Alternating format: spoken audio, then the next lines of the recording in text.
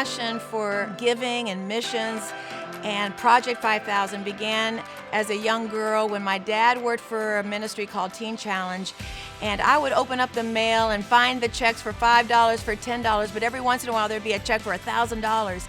And I was just like, oh my gosh, $1,000. Someday I want to be the person who gives $1,000 to a ministry so that they can continue to do the good works. Years later, I am leading a ministry called Hope Mansion, a maternity home for homeless women. And we're needing some finances, we're needing some monies. God gives me this idea, Project 5000. If I could find 200 people who would give $5,000, that would give us $1 million. We could pay off the mortgage of this home that we were housing homeless women. And so I just began to talk to people, would you like to be part of Project 5000? Would you be willing to give $5,000 so that we could raise $1 million to pay off the mortgage of Hope Mansion? That idea came into existence, and the very first year we found 18 people who were willing to give $5,000 to an organization, and that's where it all began. Missions is like the heartbeat of Trinity Church.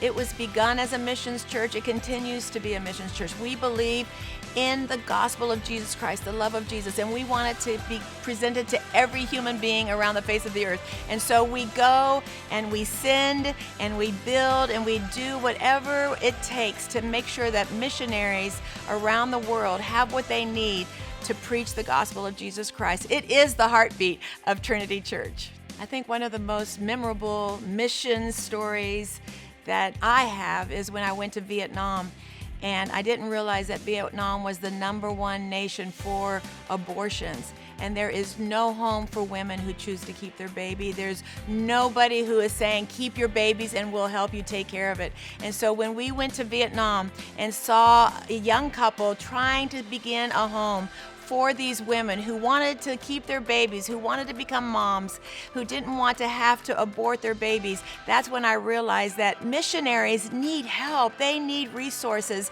to be able to build buildings, whether it's a home for women who choose to keep their baby or whether it's a local church or a Bible school. They need resources to do what God has put in their heart to do.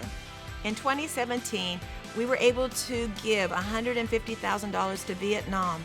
This went to the construction of 5 local churches that serve as regional training facilities in various provinces throughout northern Vietnam. In 2018, we went to Peru with $75,000. That built men's and women's dorms for International Bible School indigenous tribes along the Amazon River in Peru, Colombia, and Brazil. We built new staff housing, purchased a van, a motorcycle, and built an addition to the missionaries' home. We also in 2018 went to Cyprus with $30,000, which helped launch the first Assembly of God church on the island to minister to Turkish Muslims. 2019, we go to West Africa with $90,000 and built 3 churches and purchased 5 water wells for the persecuted church in Muslim-controlled West Africa. 2020 was COVID, so there was a pause on Project 5000. 2021, Vietnam again with $260,000, which helped secure a piece of land to build an urban church and central training hub in the capital city of Hanoi, a city of over 7 million people. 2022, the goal is $250,000 to build a church on the Big Island. That is only 50 people giving $5,000. The need is great. Not only is there an English-speaking congregation, but also a Russian congregation, a Marshallese congregation, and a local Native congregation.